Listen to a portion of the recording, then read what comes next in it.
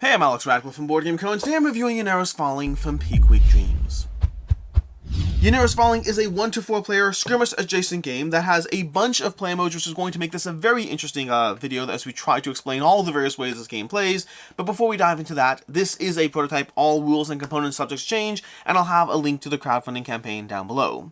With that said, let's dive into this, and like I said, there's a lot. This game has a solo mode, it has a 3-player mode and a 4-player mode. It is primarily designed as a 2-player head-to-head, just has a bunch of modes you can play outside of that, and then there are 3 iterations of how to play the game, and that's just in the base game. There's level 1, 2, and 3. I'm primarily going to teach you level 1, and then briefly touch upon what levels 2 and 3 add. I will not be able to touch upon what level 4 and upwards adds. This is going to be the Dark Adventures expansion, because I have not played the Dark Adventures expansion. What I will say is, it adds more. It adds more stuff on top of whatever I'm already going to teach you. This is a game that iterates along with the players. It gives you a ton of ways to engage in the game, to be able to try to play it at whatever level of either complexity, skill, or extra things going on in the game.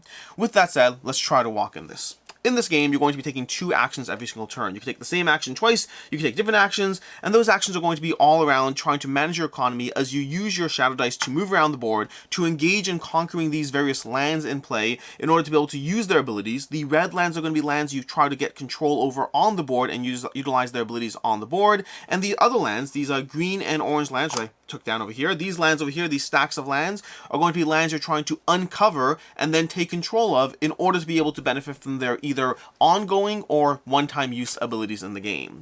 That's what's happening there. You're trying to gather these lands because as you gather these lands, they're going to fill up your slots. As you gather a land, it's going to go over here and slowly go around your board, potentially triggering endgame eventually, because there's a few ways to trigger endgame. Either a player having complete control of the lands, getting all their lands, alternatively 3 of the stacks being depleted, 3 of any of these stacks being depleted on the board, or alternatively having a player have their last vital crystals being depleted in too many combats. With that, you're trying to go ahead and take those actions. Actions are going to drive your economy, because to begin with, you have these shadow cards. The first action you can take is drawing up to 5 shadow cards. Shadow cards are going to be basically how you draw, at least in the base game. It's going to be, well, not the base game, the first level of play. The shadow cards are going to drive how you increase your shadow die over there.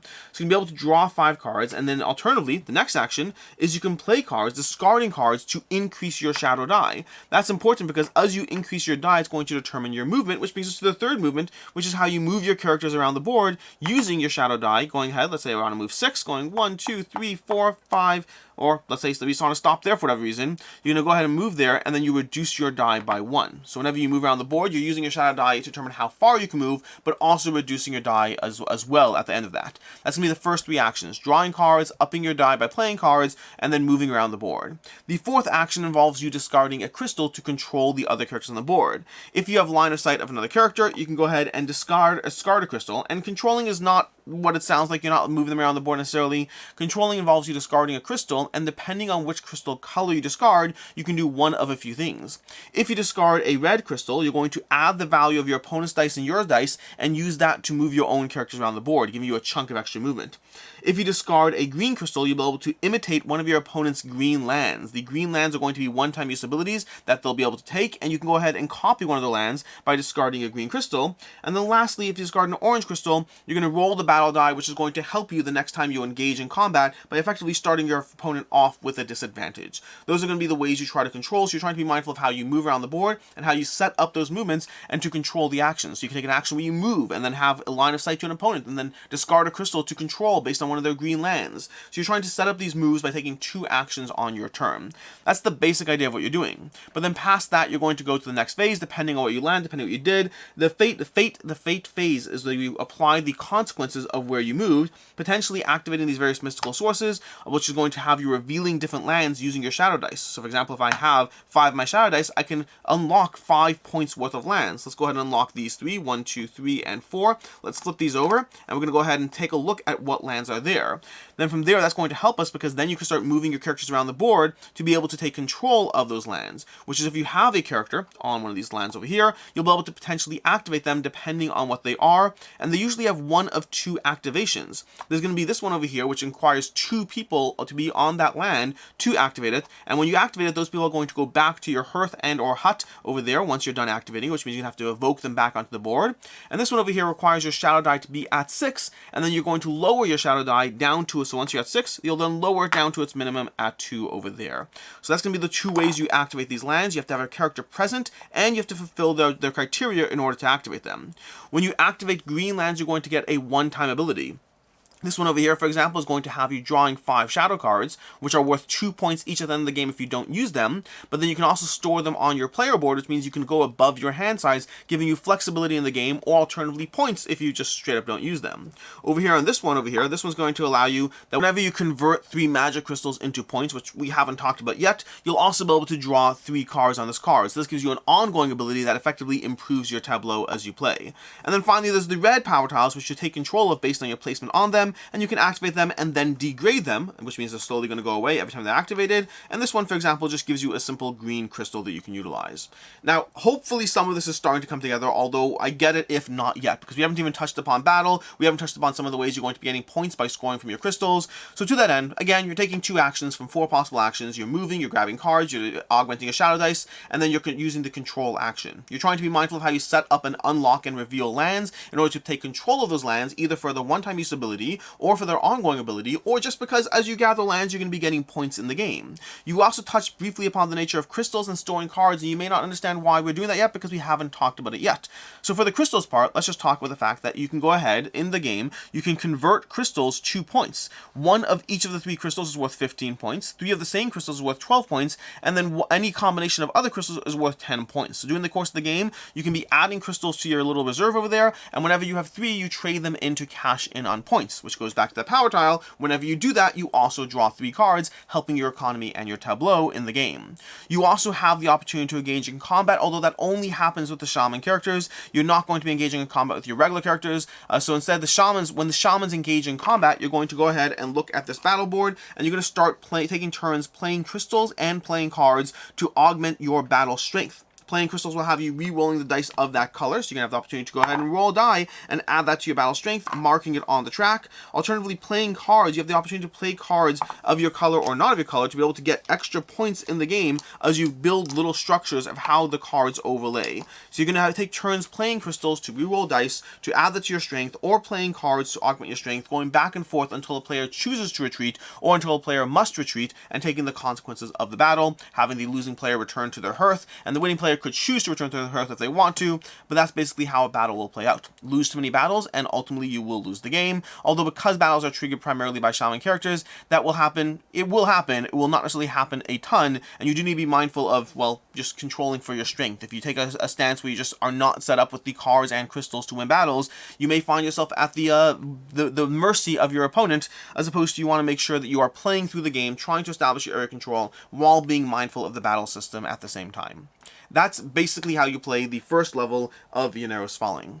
Now, the second level is going to add a few things, but the main thing it adds, and I'm going to try, when it comes to the levels, I'm going to try to touch upon the main feel or changes it adds, as opposed to focusing on every single rule change. The main thing the second level adds, and it's a big deal, and if you get this game, I highly recommend playing at least to the second level. While I found the third level, we're getting a dash into opinion here, while I found the third level did add more things and more things to consider, for me the second level was not just the biggest jump, but also, well, it really changed up the entire board with these shadow tiles that you're going to be placing on the board. You see, when you play movement cards, when you play the shadow cards to be able to generate movement, you also have the opportunity to get these tiles into the board, and depending on how you place them, what you get, you're placing tiles that will either help your movement. For example, if you're moving on a blue tile, it does not count across your movement, so creating a sequence of chains over here can really help you get much further across the board. You also have black tiles, which will block the other players on the board from using them. You have these black and blue ones, which help you and block opponents, and then of course your opponent has the same access to them. So you effectively have tiles that block, tiles that enable, and tiles that block and enable, which allows you to suddenly start setting up the board in an entirely different way as you create passages that will annoy your opponent, enable you, and totally changes the way you approach this game because it changes this central board to be much more tactical in how you approach the entire engine of play, because suddenly moving is now a puzzle. Suddenly the board is now a maze that you have to navigate if you take the time and energy and resources to do it right, but if you deplete your resources too much, maybe you won't have the cards for that battle that inevitably happens. So it really heavily adds to the level of play with these tiles over here. The third level is going to introduce a few things. It introduces these temples you can vie for control over. It changes the battle mat slightly, but again, not as much as far as the majorly impactful aspect, although I will say some of the various land tiles are balanced or are only in play at certain levels as well, so you're only going to have access to certain things depending on the level of play that you're engaging in. That's basically what's happening in Ynaros Fallin. It's moving around the board, it's got tactical combat. We haven't even talked, the third level is also going to have, the second level is going to have evocation tokens. Evocation tokens are also a fairly big deal as far as giving you extra tokens you can have for their powers and abilities as you cash them in. Again, another solid thing, although for me the biggest impact in all the levels was these land tiles. Everything else felt almost like modules, versus these land tiles to me feel like the way the game should be played. And like I said already, I'm not really touching upon the Dark Adventures expansion because I haven't had a chance to dive into that, and so this is primarily focused on the base game, and yes, even the base game has those 3 levels of play with solo. I don't know whether the 3-player mode is in the base game or not. I don't know, I believe it's something that was unlocked, and the 4-player mode is there as well. And that's Ynaros Fallin. As far as ease of play to a degree, again, there's a lot going on here. I haven't touched upon a lot of the small nuances of different things that happen, of how the combat exactly plays out. There's just a lot happening. The general idea is you're moving around, you're trying to take your actions, you're trying to conquer lands, you're trying to be mindful of the combat that will inevitably happen at points, but won't necessarily happen that frequently,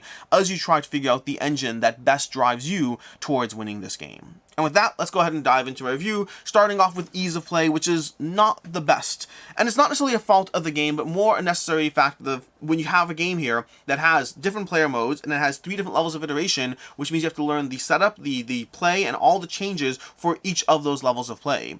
The base game itself does give you enough of a puzzle that it's worth diving into, but as you start adding things, they layer on top of each other in a way that sometimes is easy to add, and sometimes feels like a natural addition, other times involves replacing knowledge that you already have, and I don't love it when iterative play kind of replaces previous knowledge, especially when you have 3 modes and 4 or 5 in the expansion as well, which means that you're kind of trying to learn, then unlearn and relearn, learn, unlearn, relearn. It does give you variable ways to approach the game, which could be a good thing, but it also really puts you a lot in the way of how easy the game is to teach up, to teach, to table, to engage with, and so the ease of play is not the best. I don't think the rulebook is that bad, it's just the nature of what it's trying to do. As far as game time, I think our games for the most part have run around 45 minutes. I don't know what the box itself says, but our game time has run about 45 minutes for this.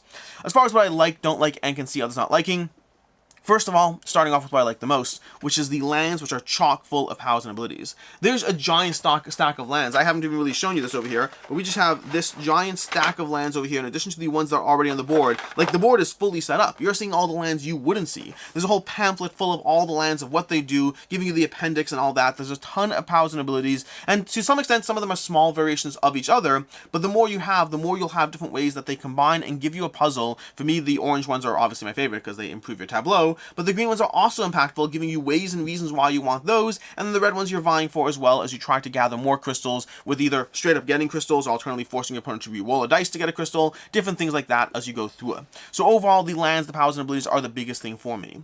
The low combat, but having combat as well, I like that. I like the fact that there's a tension of combat to a degree, and I'll get to that as well, but the fact that the combat is not that present is also a nice thing, because it means that you can focus on the building up of what you're doing while not feeling like the whole game evolves to a back and forth smash fest. I've said this about many games in the past, that when it comes to skirmish games, I like skirmish, but I like objectives, I like other things around them. I like having more than just, hey, we're just going to keep hitting each other until one of us dies. Ynaros Fallin is the furthest from that. There is combat, you have to be mindful of the consequences of what you're doing, but ultimately this game is far more about how you optimize around your puzzle.